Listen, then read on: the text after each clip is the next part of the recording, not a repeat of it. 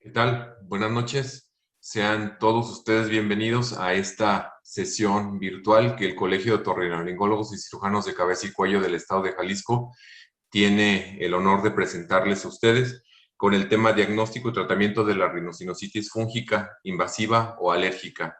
Nos acompaña el doctor Roy Casiano, quien es pues un especialista en otorrinolaringología, especial rinología y cirugía de senos paranasales, pues autor de múltiples publicaciones, tanto libros como artículos, y actualmente él es vicepresidente de Asuntos Clínicos del Departamento de Otorrinolaringología de la Facultad de Medicina de Miller en la Universidad de Miami. Es profesor director del programa de rinología y cirugía de base de cráneo en el UHealth.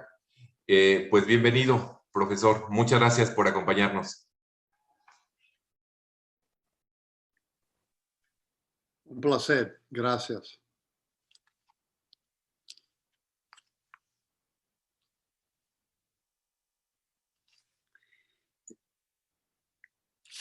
Ok, ¿quiere que empiece la charla?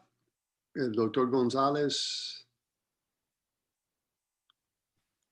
Adelante, doctor. Pues nuevamente, nada más que agradecerle el estar con nosotros el día de hoy.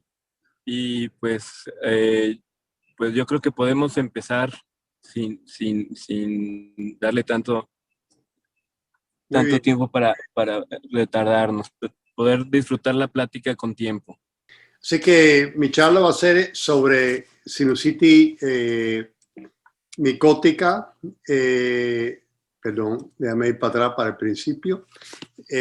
Soy profesor de otolaringología en la Universidad de Miami y quiero repasar un poco sobre la rinosinusitis micótica y las diferentes clasificaciones, porque algunas veces hay un poquito de confusión entre el tratamiento y la diagnosis. Así que geográficamente nosotros estamos en Miami, que tenemos una alta prevalencia de la rinosinusitis micótica alérgica, pero también al mismo tiempo trabajo en un centro de medicina con un centro de cáncer que, como todos los centros de cáncer, que tienen prevalencia de tumores, cánceres hematológicos, como leucemias y linfomas. Así que también tenemos la rinosinusitis invasiva micótica. Así que tenemos los dos extremos. Tenemos la sinusitis micótica alérgica, que es un proceso más alérgico, más por hipersensitividad del sistema inmunológico. Y tenemos el otro extremo también, la sinusitis alérgica micótica, que es por supresión o inmunodeficiencia inmunológica.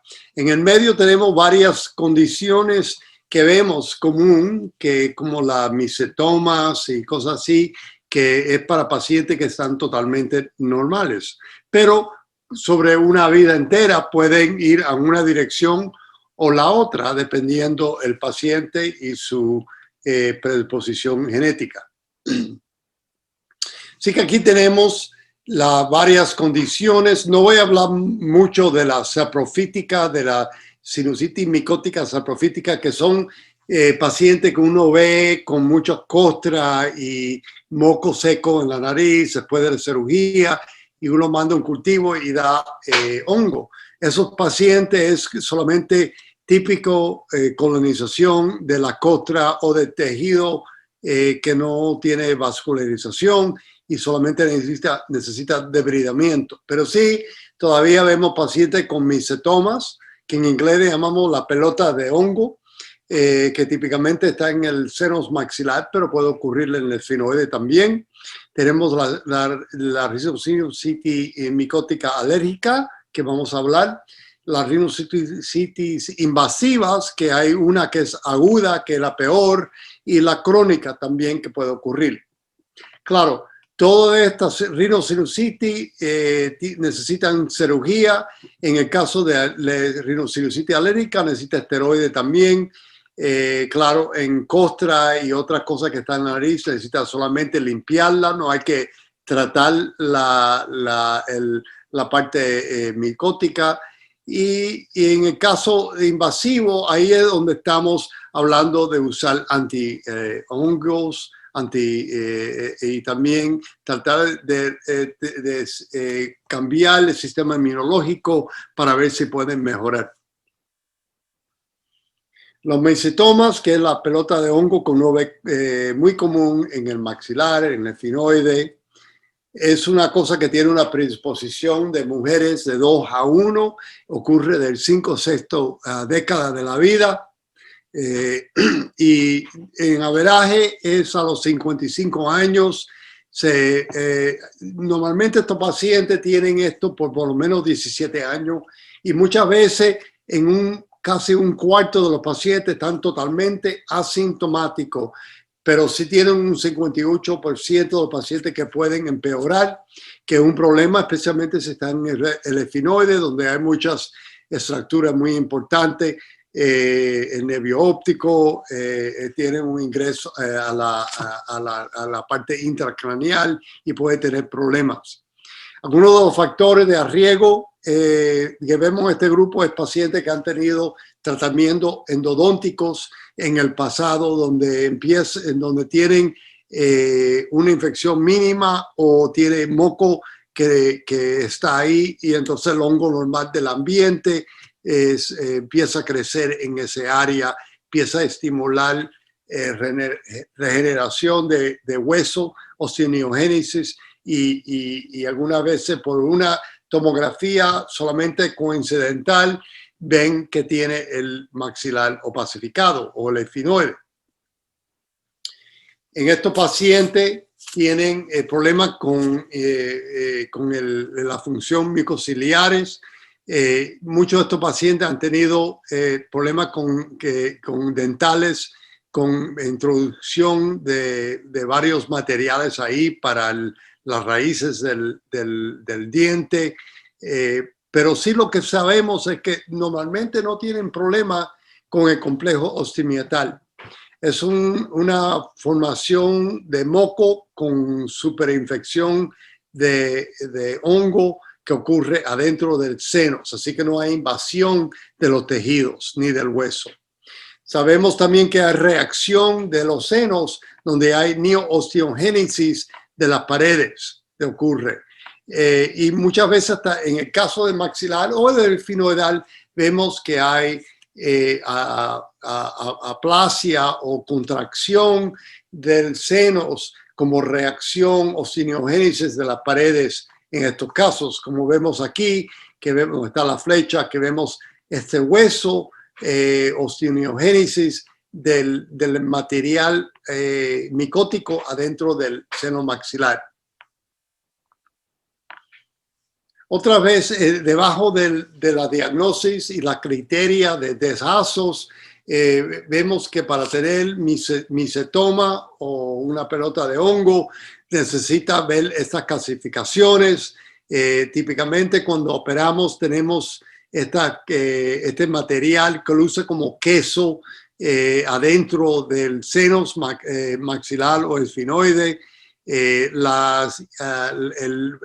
producto de hongo está adentro del seno, pero no está invadiendo al tejido, así que no está invadiendo al moco, a las paredes de los senos paranasal. También vemos muchos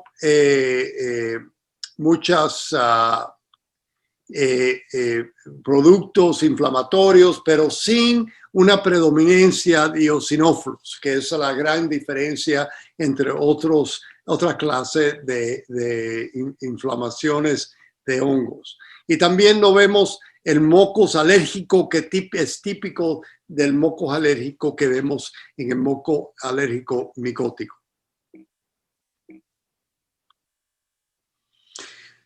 El tratamiento principal es solamente cirugía.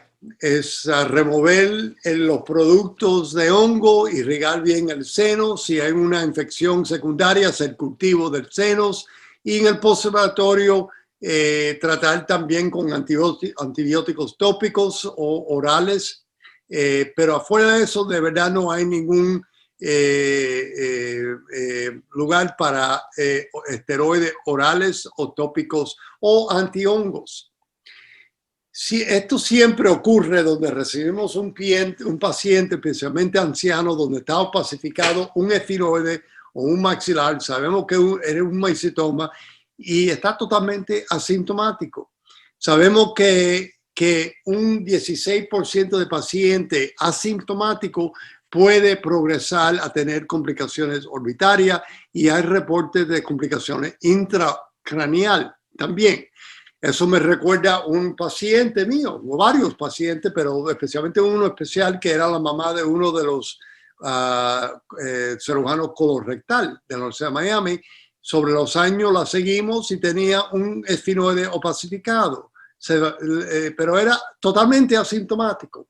Y después de 10 años, ella tuvo, eso era como a los 60, casi a los 80, tuvo un problema con un linfoma. Y con un linfoma la trataron con varios medicamentos, entonces se puso inmunodeficiente y entonces ese mycetoma se complicó con una infección micótica invasiva a la base del cráneo, que fue donde falleció ella. Así que uno tiene que pensar esto con la edad de la persona y si vale la pena el arriesgo de la cirugía es menos que el arriesgo de seguir en el futuro con una infección micótica invasiva, uno debe operar. Ahora tenemos la rinosinusitis alérgica, micótica, que es una condición que de verdad es una condición bien geográficamente, más geográficamente que vemos en los Estados Unidos.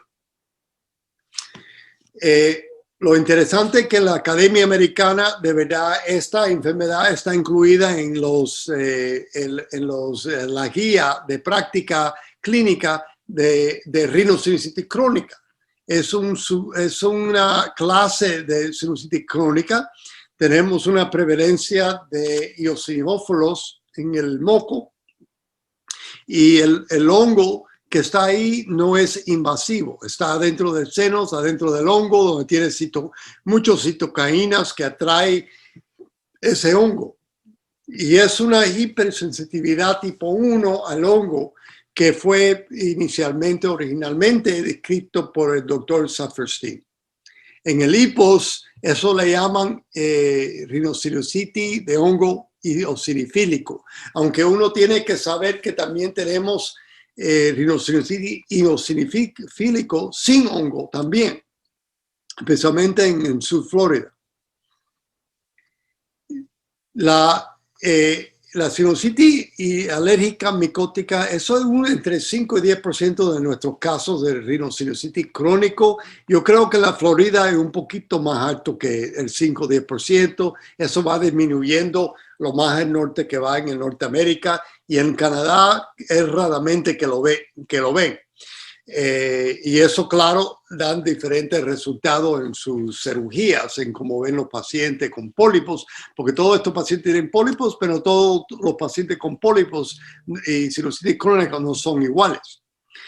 Sabemos que la rinosinusitis alérgica micótica son edades más jóvenes, más mujeres que hombres, socioeconómicos están más bajos desde el punto de vista socioeconómico, más americanos, africanos, lo vemos geográficamente, lo vemos en climas más húmedos, más calientes, aunque también lo vemos en Norte de África y en la península de Saudi Arabia, donde es más árido también. La diferencia es que ven diferentes hongos que están ahí.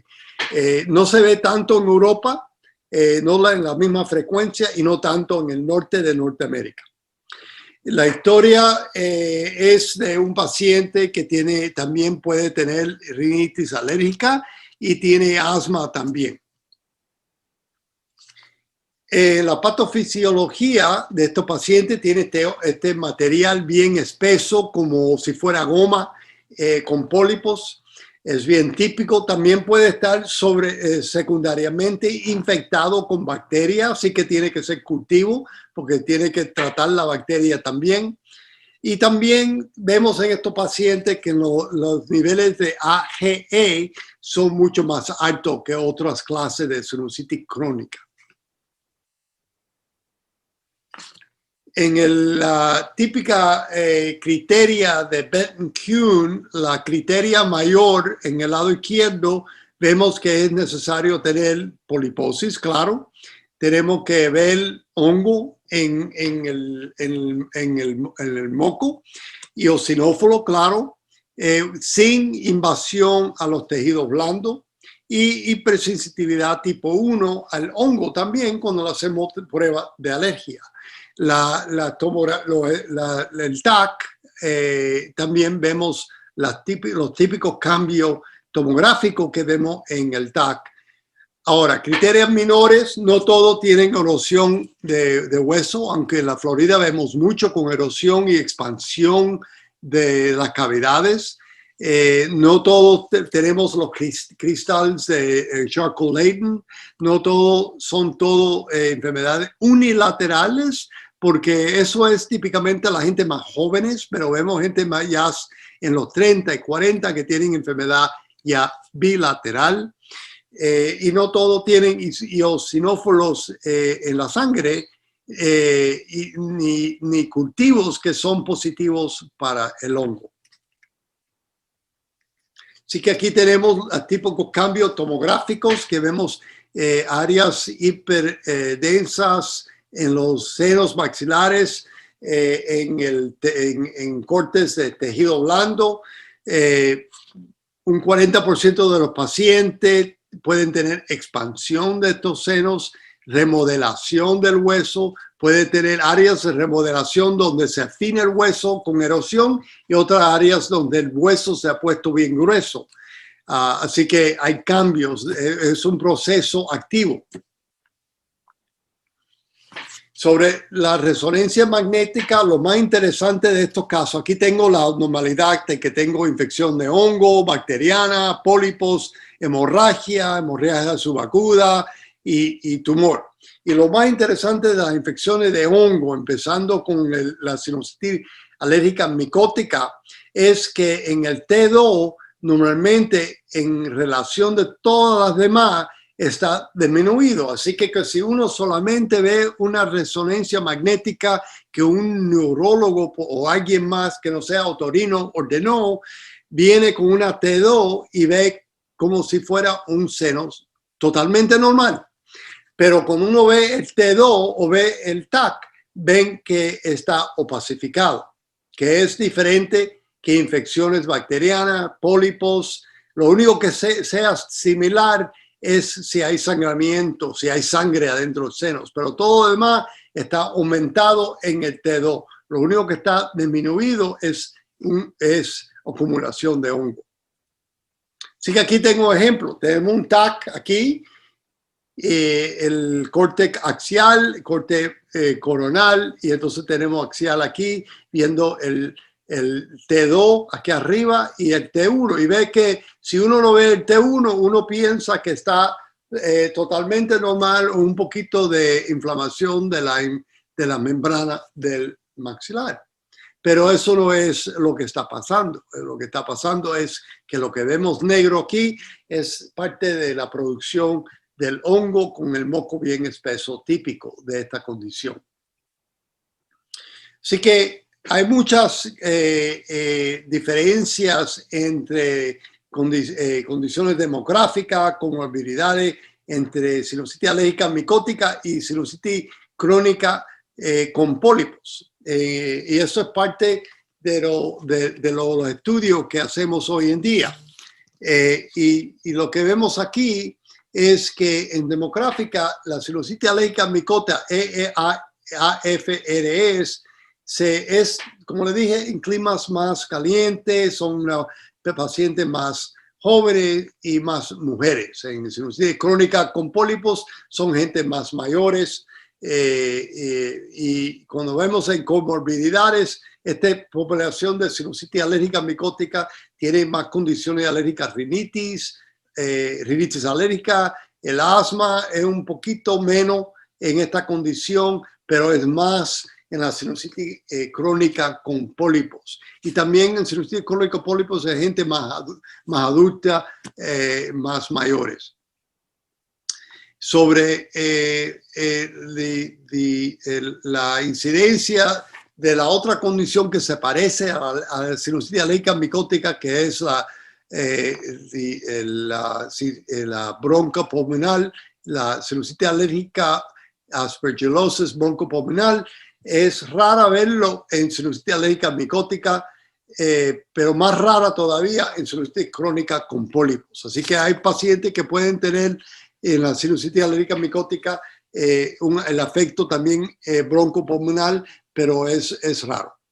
Las secreciones normalmente es como si fuera bien espesa en sinusitis alérgica micótica, es menos espesa en sinusitis alérgica con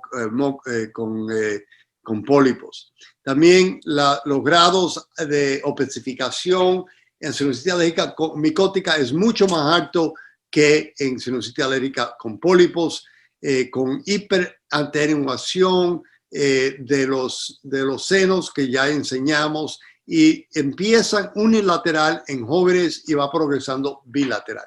Esto es menos en los pacientes con sinusitis alérgica con pólipos, donde hay menos problemas con erosión de hueso. También vemos que en sinusitis alérgica micótica el más común va a ser Aspergillus, pero hay muchos otros como bipolares y Cochlearia que también están creciendo en ese moco que es bien espeso y muchas citoquinas adentro. En los pacientes alérgica micótica también tiene problemas atópica, donde muchos de estos pacientes también se tienen que evaluar desde el punto de vista alérgico, pero en el caso de sinusitis alérgica con pólipos, sí tienen alergia, pero no es mucho más de lo que vemos normalmente en la comunidad.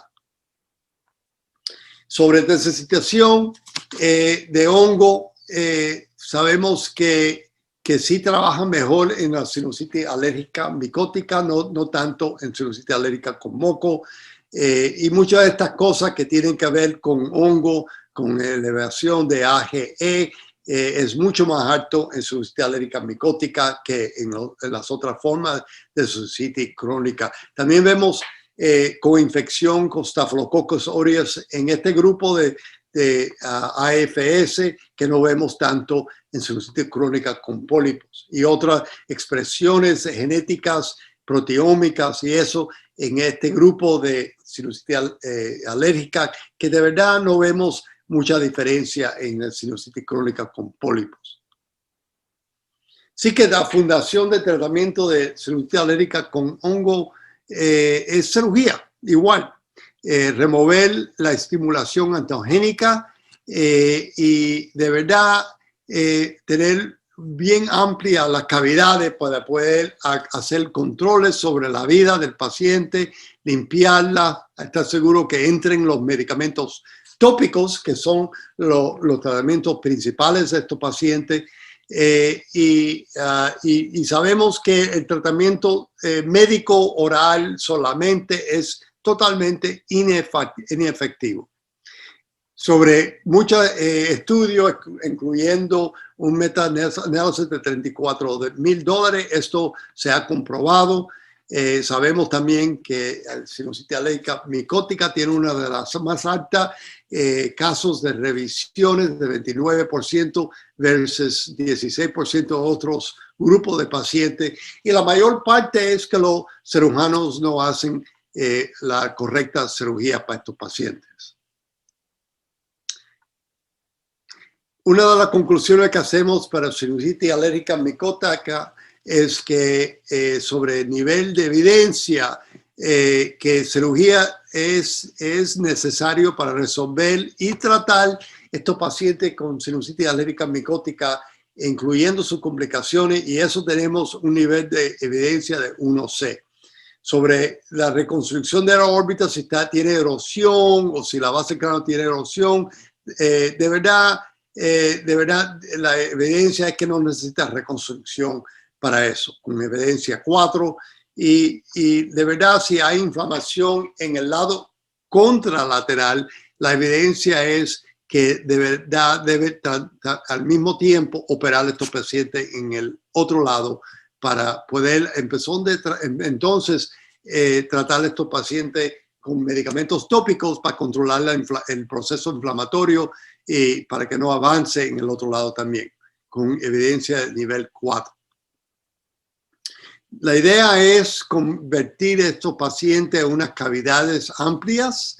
Si hay que contarle cornete medio, es necesario. Recuerde que cornete medio es parte del complejo etmoidal. Así que parte de tratar estas condiciones es hacer un cirujano bueno de la etmoide.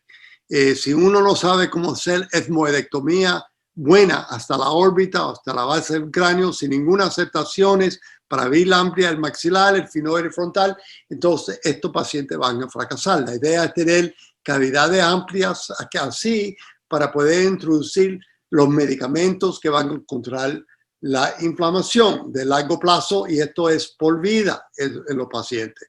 Aquí tenemos el efidoide, el frontal y el maxilar con la pared de la órbita, un pedazo de moco aquí, claro, pero esto es lo que queremos ver en estos pacientes. Si el cornete está inflamado, también lo cortamos y dejamos solamente la lamela vertical y el área olfactorio para poder mantener y restaurar la sensación de olfacción al paciente.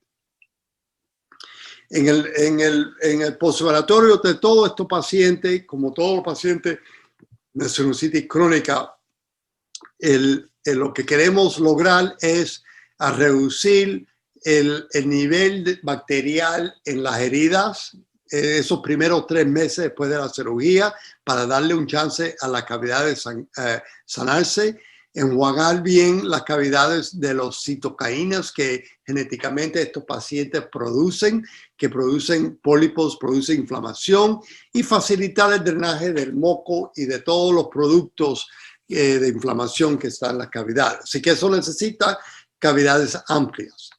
Hay muchos productos que usamos. Uno de los conceptos más importantes es este aquí, que si el paciente luce como si tiene mucha costra o está secundariamente infectado o no, todavía tiene mucha purulencia en la nariz, es importante hacer cultivos y, basado en el cultivo, dirigir los tratamientos, incluyendo antibióticos tópicos con irrigaciones, incluyendo también antiinflamatorios como esteroides tópicos con las irrigaciones, incluyendo también otros productos que ocurren para disminuir la inflamación o para mejorar el flujo de moco de la nariz, incluyendo los esteroides orales. Hay muchos estudios, y esto es algunos, hay muchos más, sobre la eficacia, lo bueno que trabaja las irrigaciones de alto volumen para mejorar los síntomas, y eso se han hecho por muchos estudios, incluyendo midiendo muchos SNAP-20 y el mejoramiento endoscópico, y también viendo los cultivos, cómo podemos convertir los cultivos un 72% de los cultivos pueden convertidos a negativos. Hay mucho beneficio en reducir la potencia de efectos sistémicos adversos cuando uno usa estos productos tópicos también. Así que si uno tiene resistencia a muchos productos orales, podemos todavía darle la gentamicina, tobramicina, vancomicina, tópicos, pero el problema es si no tienen las cavidades bien abiertas para introducir esos productos, entonces no trabaja. Así que tenemos todos estos productos y más que tenemos hoy en nuestra consulta para introducir en irrigaciones tópicas. No solamente antibióticos de las clases que vemos aquí, inmunoglacinas, dermoclindamicina, vincomicinas, microlides, quinolones. Tenemos otros productos aquí, esteroides más potentes que lo que vemos con los sprays. Pero todo eso solo o en combinación podemos entonces controlar la inflamación del paciente. Y es importante siempre estos productos usarlos con cultivos, no solamente darle el antibiótico del día, porque sabemos que sin cultivo de verdad no hay ninguna eficacia, no trabaja bien los antibióticos solamente sin ningún cultivo.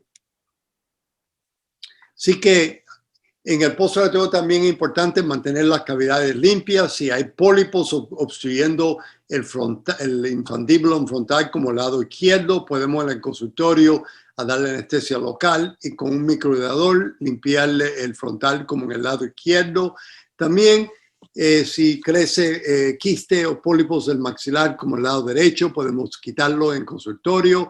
O si hay granulaciones donde quitamos la mucosa, es importante con la succión limpiarlas para que no tenga costra en ese área. Así que los desbridamientos son igualmente muy importantes en el postoperatorio. Así que cuando está indicado, y no voy a hablar sobre este tema porque es un tema solo que podemos hablar por horas, pero las sinusotomías extendidas, claro, en muchos de estos casos micóticos, siendo alérgicos o siendo invasivos, algunas veces es importante para lograr tener amplias aberturas para seguir al paciente, para quitar el tejido que está sin vascularización o con micoceles o que sea. Así que sinusotomía maxilar extendida, esfinoide extendida o frontal extendido algunas veces es necesaria, hasta en casos primarios. Y claro, en estos casos lo estamos usando más en muchas situaciones, en casos de revisión y primarios para cirugías de sinusitis crónica con pólipos, especialmente con pólipos que están estrechos las aberturas de los senos, especialmente el frontal, con osteoneogénesis. Así que eso no es muy raro hacer un Lothrop o un esfinoide extendido en pacientes con pólipos que tienen también osteoneogénesis, que sabemos que se van a cerrar y no vamos a poder introducir los tratamientos tópicos, que es lo que van a enjuagar las citoquinas y controlar el proceso inflamatorio. También en casos de revisión, cirugía de revisión, que donde tiene cicatriz, estenosis de las ostias, donde hay problemas con desórdenes ciliares, donde uno quiere abrir bien esos senos para entonces no depender que la cilia trabaje, pero mejor que le entren las irrigaciones para poder mover ese moco para que no se acumule y coge una infección secundaria. También cuando tenemos que entrar a un seno de un lado al otro, algunas veces es mejor entrar, en el ejemplo es el esfinoide o el frontal, donde entramos en el lado normal y entonces cruzamos el otro lado para poder lograr abrir ambos lados para que drenen bien. Y también en casos donde queremos extender a ver los recesos laterales del frontal o el maxilar, como en un proceso del Denkers endoscópico o del Lothrop, donde queremos ver bien lateral en esos senos. Otra vez, esto es un tema de otra charla, pero son donde queremos hacer esos casos extensivos. Para micoceles y para debridamiento, irrigaciones, terapias tópicas, todo eso es importante a tener cavidades bien amplias y para eso muchas veces usamos estas técnicas extendidas. Así que en el Lothrop, aquí tenemos un Lothrop abierto que vemos el lado izquierdo, derecho, osteoneogénesis, y en estos casos queremos abrir bien, quitar todo este hueso para poder entrar. En otro caso, donde el paciente ha tenido un procedimiento de descompresión de la órbita o trauma de la órbita, podemos entrar del lado derecho al lado izquierdo, quitando el tabique intersenos sin ningún problema para drenarlo.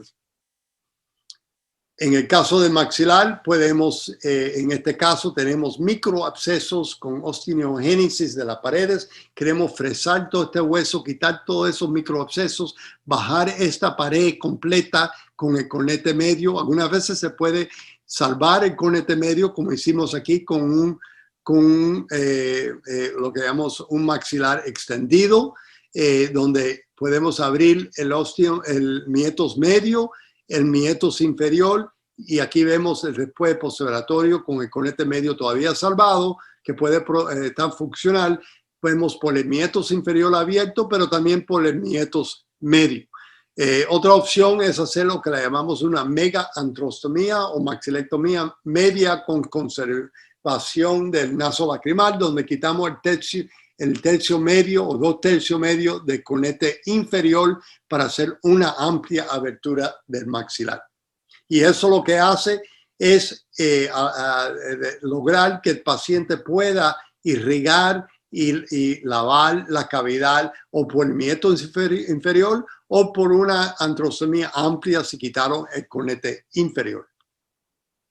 Así que en el caso de esfinoide, como este es micocel que tiene erosión de base del cráneo, ahí podemos lograrle quitar una septectomía posterior, hacer una esfinoide extendida, como esto es el micocel, el del lado derecho, y esto después de abrir el esfinoide común, y ahí lo que logra tener es una cavidad grande para poder entonces controlar la inflamación y que haya reverso de la inflamación del seno, de los dos senos. También en algunos casos como esto es importante saber cómo hacer cavidades radicales. En este caso tenemos lo que queda de cornete medio y superior, ver que no hay ningunos pólipos en el área olfactorios, ver la arteria etmoide anterior, el frontal aquí arriba, en la órbita aquí, y lo que hacemos es quitar toda la mucosa del maxilar, del etmoide, del esfinoide, para estos cambios irreversibles. Esto no es una cosa de conservar mucosa para dejarlo que se sane, que se haga contracción y cicatriz, para entonces mejor a poder tratar este paciente con los tratamientos médicos tópicos.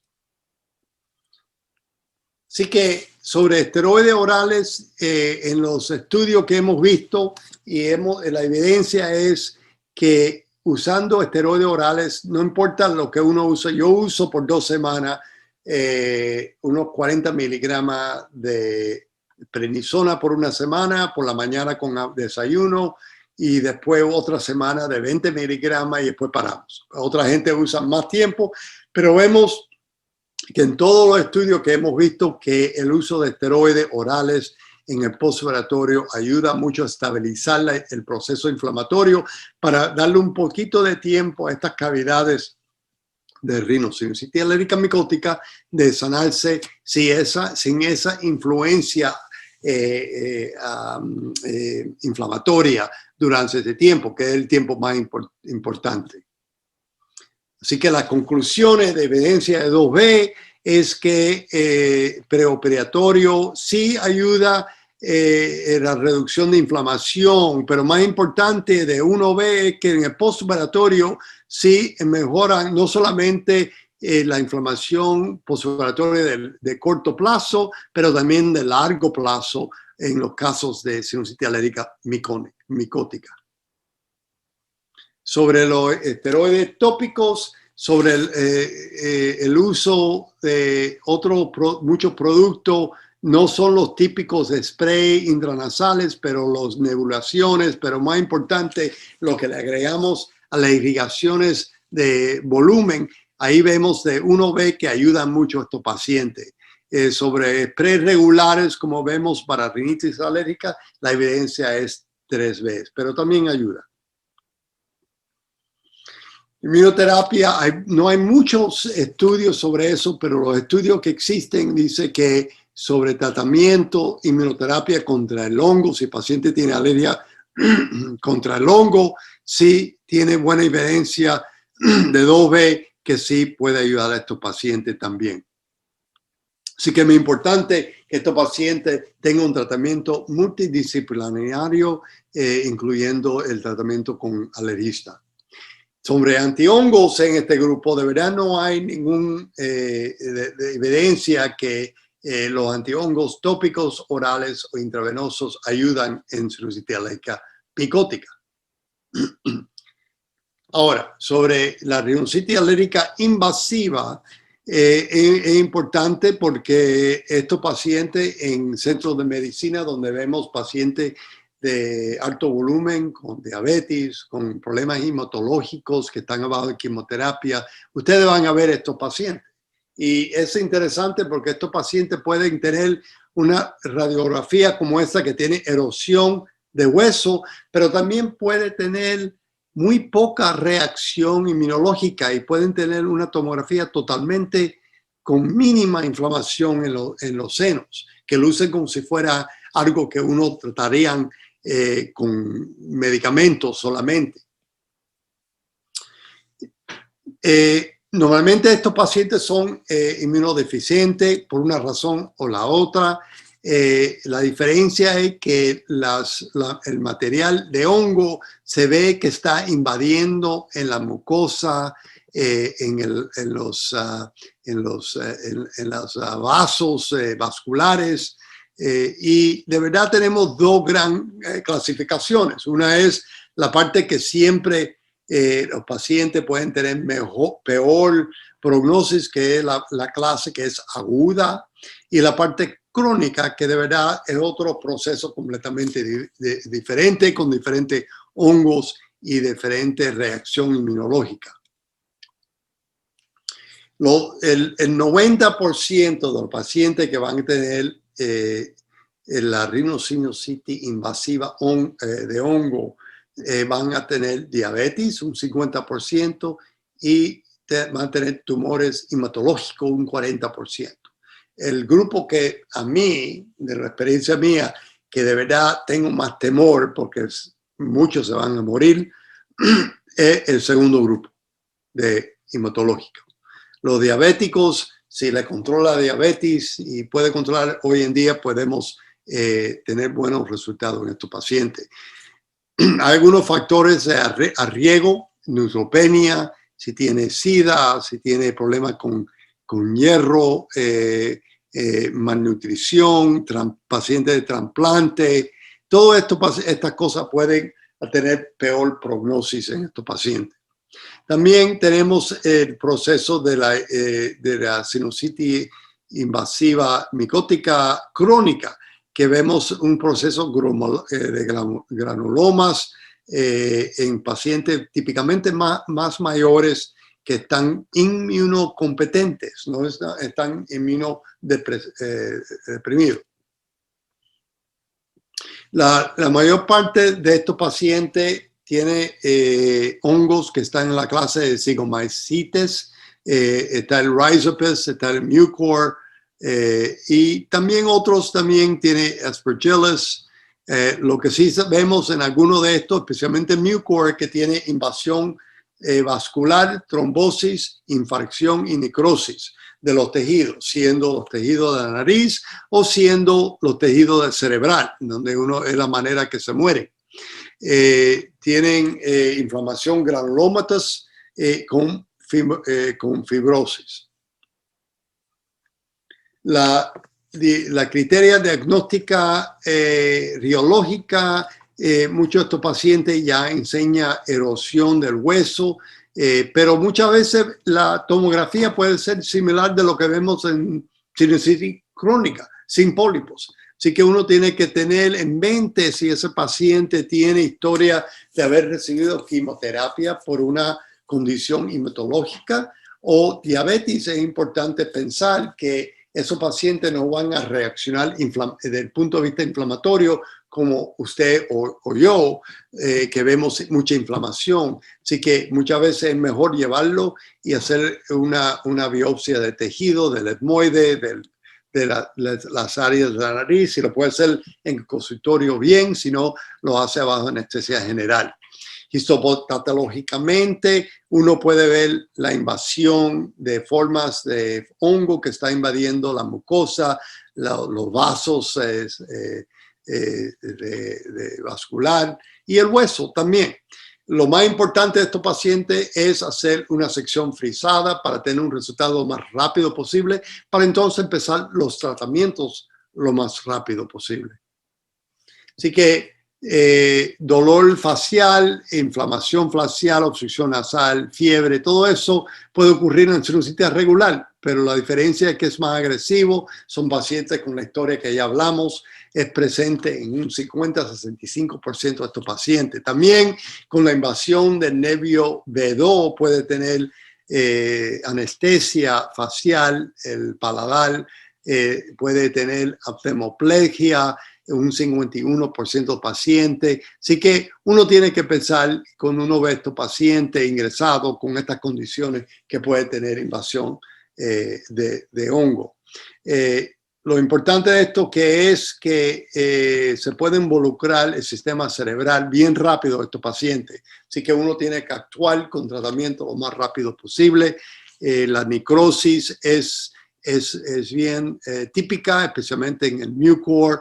Empieza en el cunete medio, pero puede ocurrir también en el paladar, cunete inferior, pared lateral de la nariz. Luce como si fueran costras de sangre, pero de verdad este paciente nunca se ha operado y lo que tiene es necrosis de los tejidos. Y que tenemos pacientes como esta, que luce como si tiene celulitis orbitarias, pero vemos y luce como si tiene sinusitis crónica, pero cuando hacemos biopsia vemos que tiene mucormicosis. O este paciente que es importante hacerle un examen completo de la cabeza y cuello para ver la boca y vemos que tiene también esta costra negra del paladar, que es mucormicosis del paladar. Otro paciente que tiene facialmente y ya el paladar también involucrado con mucor. En el examen endoscópico, esto no es sangre en un paciente que nunca se ha tenido ningún procedimiento endonasal. Esto es áreas negros de mucor y necrosis. Y cuando uno le hace biopsia del área alrededor de esto, especialmente el área donde vemos periferal, aquí donde vemos mejor normal la mucosa del cunete medio, ahí es donde van a ver la invasión del hongo. Afuera de esto, la edema y todo lo demás, no se puede saber la diferencia entre una condición micótica invasiva y una inflamación bacteriana, por ejemplo, de rinosinusitis. Al final, histopatológicamente, el mucor es el peor y es ahí donde tenemos las hyphae que están sin septaciones, pero cuando uno está mucho tiempo en condición de inflamación, algunas veces hasta otros hongos como Aspergillus puede eliminar sus septaciones y lucir mucho como mucormicosis, especialmente cuando están ya desactivadas el Aspergillus. Así que hay que tener eso en mente. El contraste, la diagnosis todavía viene siendo secciones frisadas para ver histopatológicamente si tienen esas típicas cambios histológicamente de hongo y de qué clase de hongo, hibridización, estudio in situ de hibridización, PCR y galactomannan para productos de varios productos de los hongos también están, se pueden hacer, pero no están en todos los centros médicos. Pero más importante es la sección frisada. En el tratamiento de la sinusitis invasiva de hongo es importante usar los antihongos sistémicos, donde otras clases de inflamaciones de rinositis micótica, de verdad no hay ninguna evidencia que ayudan, pero aquí sí los antihongos ayudan mucho.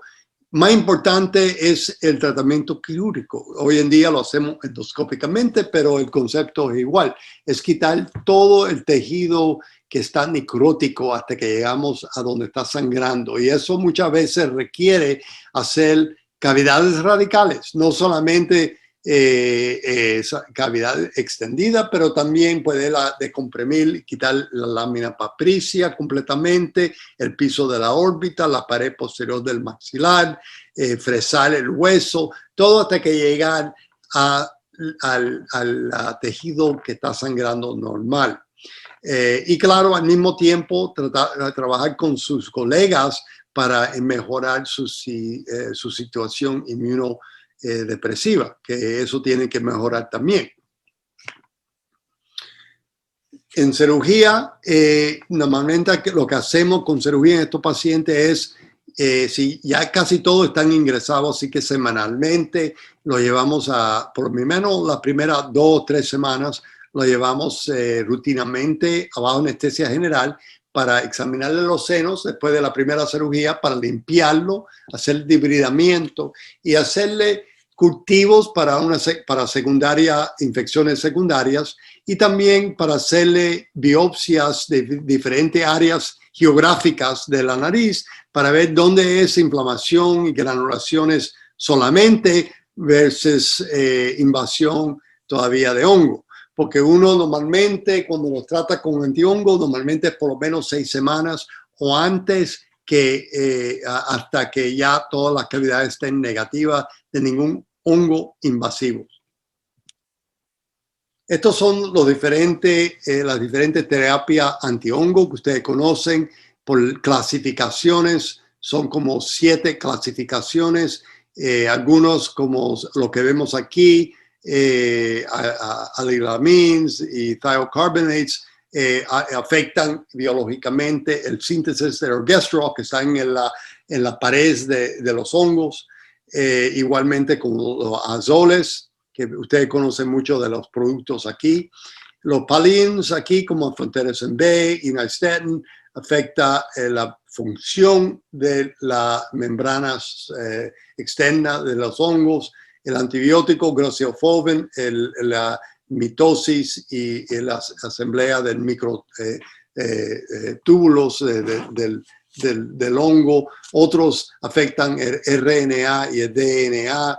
Otros afectan el síntesis de glucan y, claro, otros afectan la habilidad de unirse al hierro, que muchos de estos hongos, cuando suben el hierro en la sangre, es cuando mejor crecen ellos. Así que, como en pacientes con diabetes. El Mucor tiene más de 3 veces más mortalidad comparado a las Aspergillus y muchos otros hongos, porque tiene predilección a estar invadiendo a los vasos vasculares, y con eso puede tener derrame cerebral, embolismo y otros problemas, que es la manera que estos pacientes se mueren. En diabetes, hoy en día tienen mucho menos mortalidad comparado a pacientes que tienen problemas hematológicos. En conclusión, sabemos que terapias antimicóticas sistémicas es parte del tratamiento de estos pacientes invasivos. Eso es evidencia 1C. Hay algunas situaciones donde cuando el ojo está invadiendo con evidencia de 4, donde algunos han probado inyección de Amphotericin B retrovulval para ver si pueden salvar la órbita, pero eso no ha sido muy consistente, y ya cuando está la órbita invasiva muchas veces hemos tenido que sacrificar la órbita como parte de la cirugía y hacer una exalteración de la órbita. Ok, preguntas o respuestas. Hola, doctor.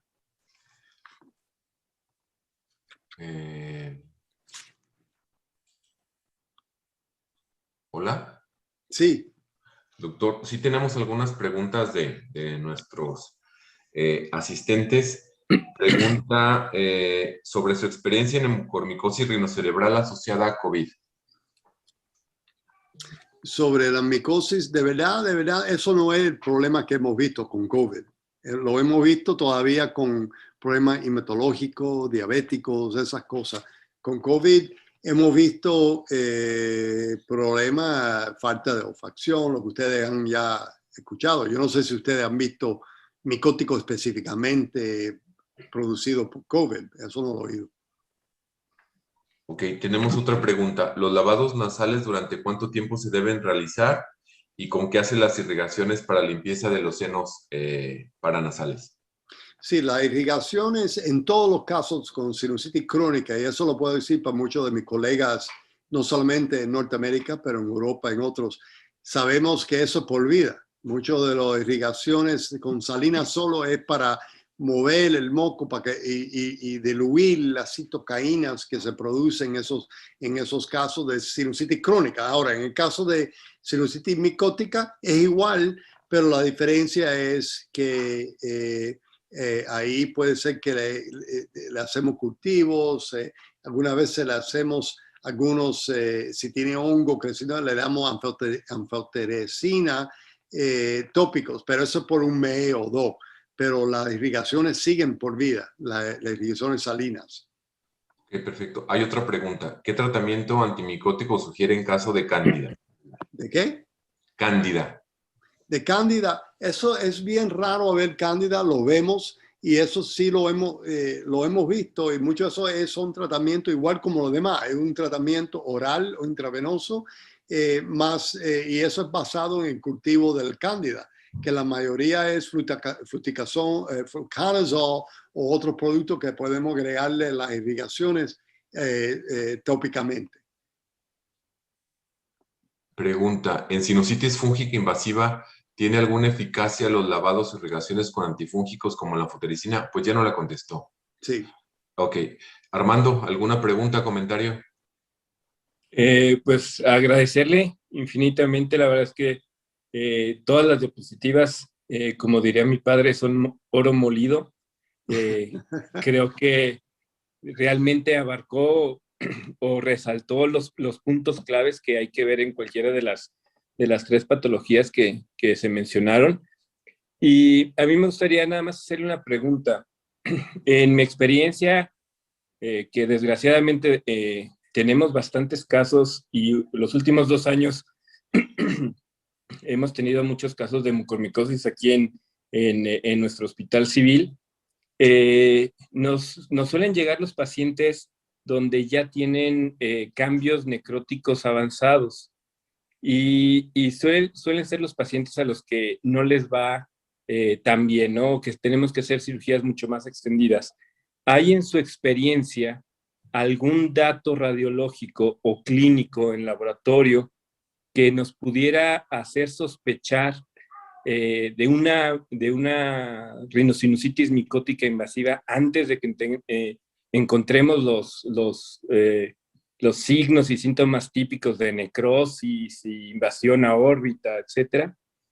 Sí, de verdad no hay mucho, fuera de sospechar que haya un paciente basado en la historia, como usted dijo, problema hematológico, problema de diabetes, inmunodepresivo. El problema es que estos pacientes no evolucionan la reacción inflamatoria como usted y yo. Así que no tienen las citoquinas que producen la inflamación de la mucosa hasta que ya es muy tarde. Así que pueden tener mínima cambio en el TAC, Guillain-Barré. Y lo único que usted sabe es que está ingresado por diabetes o tiene quimioterapia por leucemia o linfoma. Eso es todo lo que tiene. Pero tiene congestión, tiene otros cambios y ahí es donde ustedes tienen que ser más agresivos en esos pacientes con cirugía. Tienen que, si ya están ingresados, no perder mucho tiempo a llevarlo a cirugía para hacerle por lo menos una biopsia, cortándole la cabeza con este medio, hacer una etmodectomía parcial, lo que sea, para sacar tejido. Porque en esos pacientes, lo más temprano que uno hace la diagnosis, lo mejor. Hacer una sección frisada, si dice que tiene hongo, hacer cavidades completas, maxilar, etmoide, frontal, esfinoidal, para que introducirle los medicamentos tópicos, las irrigaciones, y entonces semanalmente, mientras que están ingresados, a chequearlo. Eso es todo lo que puede ser. porque de verdad no hay mucho más. Pueden hacer todas estas pruebas de PCR y eso, pero al final es como luce las heridas en la nariz y como el paciente se siente. Ok. Una pregunta que quisiera. Mencionaba que en la osteogénesis que se provoca el mismo hongo, el engrosamiento de las paredes, en particular del seno esfenoidal o del seno maxilar, que es donde más vemos, siempre fresa el hueso, y la pregunta sería, si siempre lo hace, ¿qué tanto retira de hueso? ¿Hasta dejarlo lo más delgado o retirar completamente las paredes de los senos?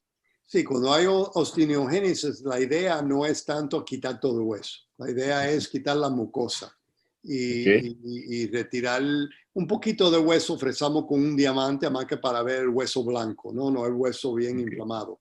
Pero no, la idea no es como una operación de base cráneo para tumor que tenemos que quitar todo. ¿Okay? Y entonces seguir el paciente. La idea es quitar la mucosa, quitarle un poquito superficialmente el hueso y eso es todo.